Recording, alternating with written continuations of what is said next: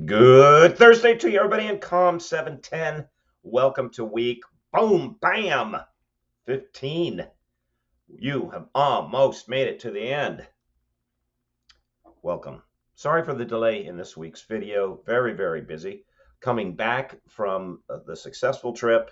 I'm all caught up, but mm, better. I'm still not over the whatever it is I brought back with me. I think a little bronchitis or something. So if I have to cough or clear my nose, you will forgive me. Okay.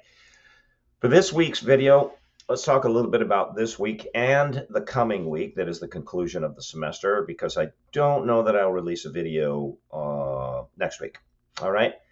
So you do have a few things, a couple things to read and 4 discussion questions for this week.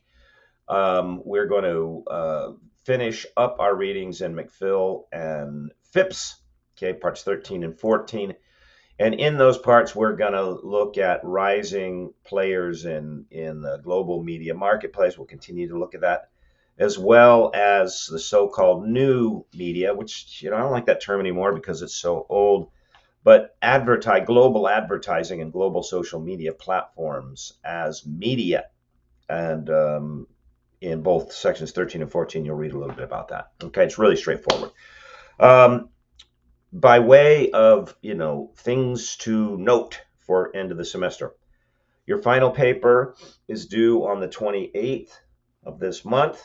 All right, and then your final presentation, which is the presentation of your paper, is due on the 30th. So 28th is a Monday, 30th is a Wednesday. If you're having any problems or you need anything by way of assistance, please contact me this week. Okay, I can work with the schedules, except outside of the end of this coming week, because there's a hard stop on May 3rd, which is when the semester ends, which is a Saturday, which is weird. All right. And it being spring semester, the registrar's office, they ride me like a circus pony, and they need their stuff. There's a lot of people graduating, they got a lot to process. So I'm under a deadline to get your stuff in, and there's the full class. And I just don't have the leeway to negotiate with time extensions and things if you need extra help. All right. So make sure that you reach out to me and you get a hold of me if that's something that you need. All right. Okay. Let's take a look at the questions from last week. See what you got. See what we can add to this. Question number 1. This is from Thu. Consider Thu et al.'s discussion of China's media empire, focusing on the quote, China has used an array of strategies to ensure that its viewpoints are visible in the global media sphere. What strategies not covered, or at least not covered equally by the authors, has the CCP used to ensure its viewpoints are visible in the global media sphere? And I want to be very clear about, and I'll ask similar questions. You'll read in the discussion section this week. Okay, I'm not. I mean, there is room to. I'm not criticizing the central government of China or the people of China or the nation of China. I am, if you haven't picked up the vibe, I'm being a little critical of your authors in the textbook. And the reason being is, it's not that I'm saying that I don't, that we shouldn't have coverage of global media entities. Of course, that's what we do. We study. What I don't like is incomplete, significantly incomplete, and somewhat distorted coverage. Much in the same way that, back earlier in the semester, we read about difficulties in the development of media platforms and products in the Arab world. And the suggestion was, well, that the landscape is dominated by Western players, and they've kept them out of the marketplace, et cetera. So, okay, that's certainly a factor. But what's also a significant factor, as we discussed, back earlier in the semester, is the significant monitoring and suppression of media platforms and media content by the governments themselves within that part of the world. So it's just not accurate to say, well, they just don't have a larger footprint because the West doesn't like it. Okay, that's what I'm getting at. If you're picking up that vibe with these questions, um, that's where we're going here. Charles, let's take a look at you. While Thusa focuses on television movies as strategies to ensure its viewpoints are visible in the global media sphere, the CCP has also used the internet. In 2015, China established Internet Plus as a strategy to build economic base to develop globalized internet corporation. China is actively creating information power with significant investments in hardware and software.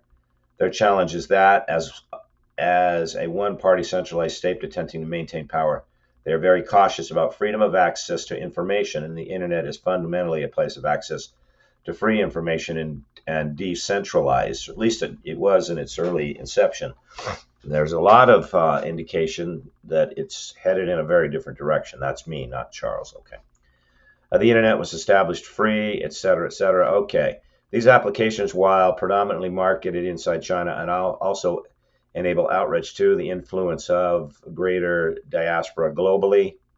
Critically, the internet promotes the other strategies, movies and television transported them beyond movie theaters and television sets by digital means, enabling access to people anywhere cell service exists. Okay, good answer. And one of the strategies that I wanted you to be aware of that has advanced the viewpoint and their visibility as a global media entity is state control censorship of content that's critical of the CCP, and in some instances just outright theft among global players. The Chinese Communist Party, the CCP, and as a result, business practices throughout the nation, stands out globally with a reputation for a disregard for intellectual property, both in terms of technologies and in terms of conceptualized material that is non-tangibles. They just take it and reproduce a knockoff and then resell it.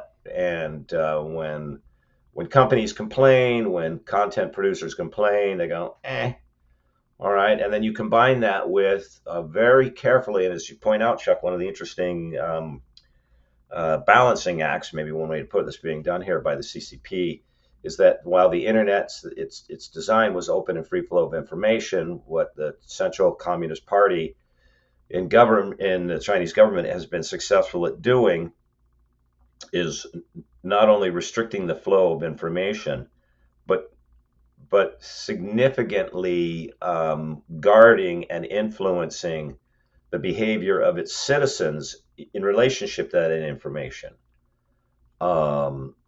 China has a social score that is assigned to its citizens, and it can go up or down based on how one behaves online, what you look at, what you post.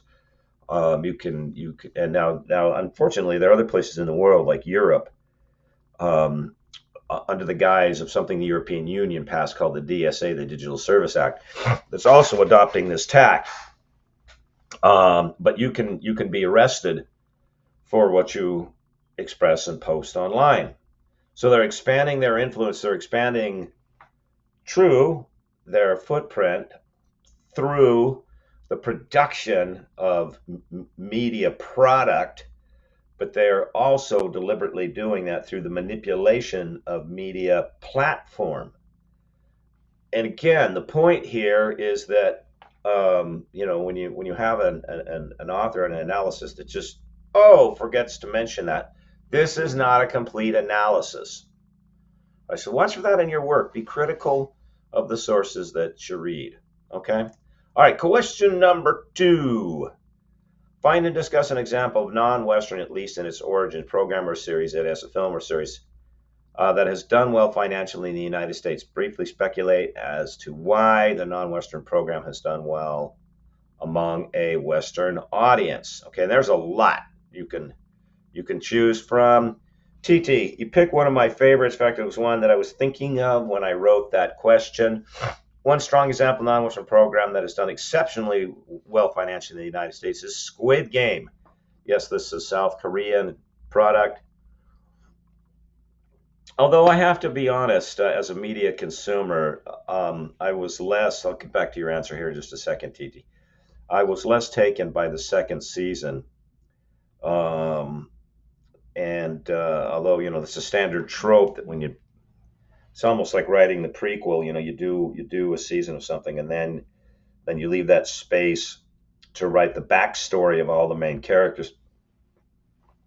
Uh, Maybe it was just me. I just didn't find the backstories compelling enough to increase my investment in the character above that which I had developed with the first series, in which I was not sure as to what's their motive, the full backstory of their motivations. Why were they subjecting themselves to this ordeal, except for the fact that you could see in the behavior of the character, in the speech and in the facial expressions and the interactions, that there was something desperate, that they felt that they were sort of cornered. There was a suspense, granted by that approach to the character, that I think was lost in season 2. I digress. Let's go back to you, TT. Upon its release on Netflix in 2021, Squid Game quickly became the platform's most well-watched series at the time. With over 11 million viewers in its first month, it significantly boosted Netflix subscriptions, brought immense commercial value through merchandise, licensing, etc. Okay.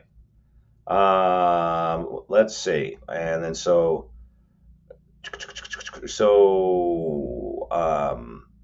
why do you think it was successful? Well, here you cite a publication, Placido 2024, explains that Squid Games reached number 1 on Netflix top 10 lists in 90 countries. It said that the series has inspired Halloween costumes, memes, etc. First, universal appeal arises from not just its Korean settings, but on the issues of economic inequality, desperation, human morality, which makes it relatable to viewers globally. From a storytelling point of view, it is suspenseful and said to rival top Western thrillers.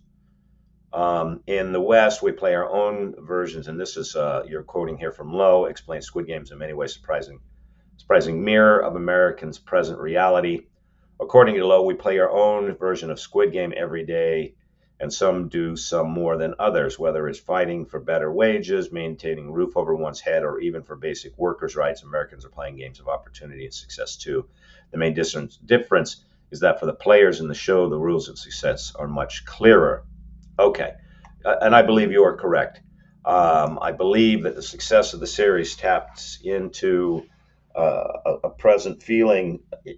Whether and here's the thing about audience motivation. Okay, it's not if you are in the business of creating media content for whatever purposes, whether it's for yourself or someone else. Remember this very simple rule: you are not in the business, necessarily, of arguing with audience motivation. That is, it's not your business to tell the audience that their motivations are founded or well founded. You're in the business of tapping into audience motivation. Now, there's a big spectrum there of audience motivation that you can tap into. You can tap into the motivation of certain audience members who think the motivations of their compatriots are unfounded and exaggerated, or you can tap into audience motivation that thinks that themselves and their compatriots or then their motivations are well founded and their compatriots just aren't paying attention or privileged or whatever term you like. Okay, so it certainly seemed to strike a chord with 21st century America, in which there was a sense that there was some sort of a rigged game going on, that two, the rules were not well understood, except for three, it was very dichotomous. There's either tremendous success or life-ending failure. There's no in between. And again, I'm not pitching for this, and I'm not promoting this, but you see this reflected in the actions of the guy that killed the insurance CEO. Okay, Luigi. His fundamental operating point is he did a very poor job. In fact, one might even argue that he did very little to escape his crime. I mean, short of just standing up and said, "It's me. I jumped out and shot him." Okay. That his assumption was, well, it's just going to be him or me. And regardless of the fact that socioeconomically, this perpetrator was not in the same boat as those people who find themselves up against enormous medical bills that they can't pay, or treatment that they need that they can't afford. And it seems to them to be a game of life and death. Either you win everything or you lose it all. All right. Okay. Good answer. And then some others you pointed out. Bruce Lee series, that's true. The Pokemon series, that's also that was very, very big. IP Man. There were a lot of that you could have focused on. All right, I was thinking of Squid Game when I wrote the question. Okay, question number 3. Considering the following quote from Lawrence Pintek. In 2011, a popular uprising swept across the Middle East and North Africa, unseating tyrants, triggering civil wars, and threatening the royal families in the Gulf. Unleash your Google Fu and test the validity of this statement. Briefly report and summarize your findings. Okay, and again, I was up to something here, and let's see if you can sniff me out. Benjamin, you went last. Let's take you first. I remember this season well, as it set the stage for some of the most contentious, at least as I recall, moments of the 2012 presidential election. The Arab Spring, so that was called, so that first of all, correct, triggered a wave of uprisings across Libya, Morocco, Tunisia, Kuwait, Egypt, Syria, Iraq, and beyond. These revolts led to more than just the ousting of dictators. All right, we're going to put a pin in that right there. They brought significant collateral damage, including killing of Gaddafi in Libya, assassination of U.S. ambassador in Benghazi, and the eventual rise of ISIS. All right, we're going to put a pin in all of those three. Okay, we're going to come back to those. On its face, here we go, Charles. Lawrence Pintek's quote regarding the Arab Spring was correct. Popular uprising did sweep across the Middle East. Tyrants were unseated. Put a pin there, too. Civil wars were triggered. Royal families threatened, etc., etc. Okay, let's see. I'm just jumping through your answer here. Morsi, Mubarak, Houthis who have declared war, monarchists, it appears. Al Jazeera, what is the Arab Spring and how did it start? Al Jazeera's retrieved on April 9th, 2025. Okay, there's your quote. Okay, and then let's see, who else can I pull here from? Billy Holt, what Pintek stated was true. Okay, let me go back to Benjamin and get at part of what I was trying to get at. I want to suggest to you that what he said was not true. What I mean by that is were there popular gatherings and in some places uprisings, Tunisia and Libya, okay, as part of this. To a lesser extent, Egypt. But across the region, did the Arab Spring change the political landscape? And the answer to that question is no. In fact, the answer to the question as to whether ideologically, politically, the landscape changed, or and as the term suggests, spring, a revival, a renewal, something refreshing after a long cold winter. That was certainly not the case. The government that took the place of Gaddafi, as dictatorial as he was even worse. In the case of Tunisia, same thing. I mean, and actually, the government that took over was not really a government. It's just sort of an anarchist. And I don't mean in the sense of classic anarchist. I mean, it's just anarchy. In the case of Syria, likewise, the government that has replaced the Assad regime is now headed by former members of Al Qaeda and the Islamic State, or who are less tolerant, more violent, and more radical than Assad happened to be. So as someone that was in the region, that was studying the phenomenon, I'm critical of this idea that popular uprisings swept across the Middle East and North Africa, and was this crest of a wave of democracy that changed the region. Just by way of the data and the outcome, the effect was minimal, and the change wasn't what there. I mean, there were changes. I'm not saying that there weren't changes. The changes in the places that there were changes have led to less in the way of expressive freedom, not more. And so you might call it the Islamicist spring rather than the Arab spring. I think might be a fairer assessment of the outcome. All right. Anyway, but answers are perfectly fine. All right, because I asked you an open-ended question. Question number 4: discuss the origins, intentions, and impact of the news service Al Jazeera.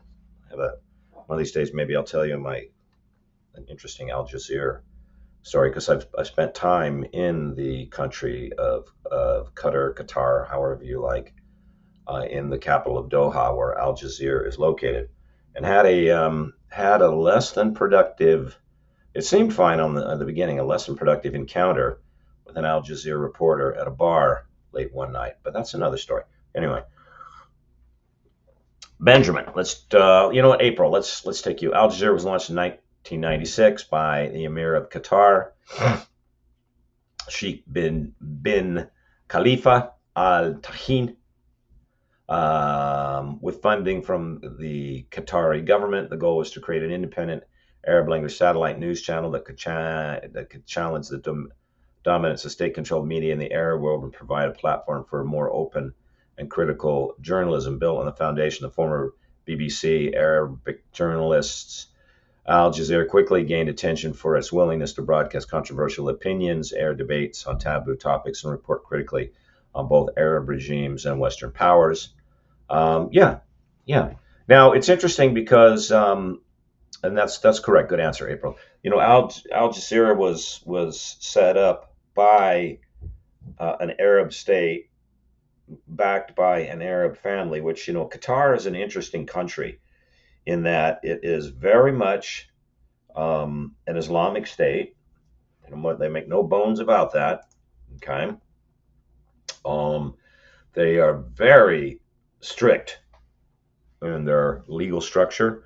I mean, for instance, alluding to the encounter that I had with the Al Jazeera reporter, while the royal family that runs Qatar allows for the consumption of alcohol, it tightly controls the sale and distribution. It strongly recommends for its citizens that they not, as good Muslims, partake in the consumption of alcohol. It allows the consumption of alcohol. It doesn't restrict it to foreigners. There's no card check at the door. However, it has very, very stringent regulations and laws in place that govern, prohibit, and punish public drunkenness or even being suspected of having consumed alcohol while out in the public. So what this, what this sort of rolls downhill to is that you can go to places in Qatar to have a drink, but you ought to stay in said place long enough after you have finished your drink or drinks, consuming other things that will either, one, aid in your sobriety, and then most importantly, two, reduce the presence, the smell of alcohol on your persons or your breath. Because three, if you are out in the public space and you are approached by the authorities and they think that you have consumed alcohol or you're behaving in a way that indicates you're intoxicated, you are in serious trouble. So it's an interesting place, and they set up Al Jazeera. It was sort of a thumb in the eye of other Arab states. Qatar is on the Saudi Arabia side of the Gulf, faces out into the Gulf and across towards Iran. It's sort of the thumb in the eye of Shia Islam, as well as some of the more restrictive natures of its larger Sunni neighbor, that is Saudi Arabia. And Qatar works very, very closely, sort of, like the more further south version of Kuwait, works very closely with the United States, and has established a reputation, not just in the West, but globally, that Qatar is open for business. And you can set up as a business in Qatar and essentially do whatever you want, as long as it's out of sight of the public. So until recently, I mean, there's another one back, but the head and one of the remaining founders of Hamas operated out of Qatar.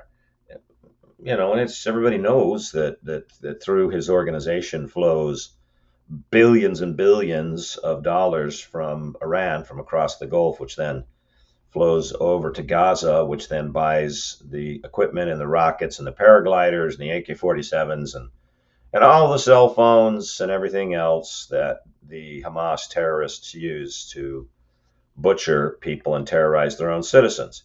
And so Qatar is doing that on the one hand, and then on the other hand, they're providing places where U.S. warships can put into port. It truly is sort of a port out of an older time, in which you could, which the world sort of would pull up dock, and the rules for the, on shore were very strict, but the allowance for anything goes coming in and out were wide open. And it's in that spirit that Al Jazeera was born. And no, I'm not going to tell you the story of the reporter. That was an interesting one, though. All right. Well done, everybody. This is the last week for readings and for questions. If you have any questions about the paper or the presentation, you need some feedback, you need a little more time, please get in touch with me. We've got a little bit of wiggle room in next week, but not much at all, because the 3rd of May, which is a Saturday, is terminus non antequem, which is Latin for the point not after which. Okay, everybody, thank you so much. Good work this semester. And remember, I'm thinking about you, I'm praying for you, and I will see you on Canvas. Bye-bye.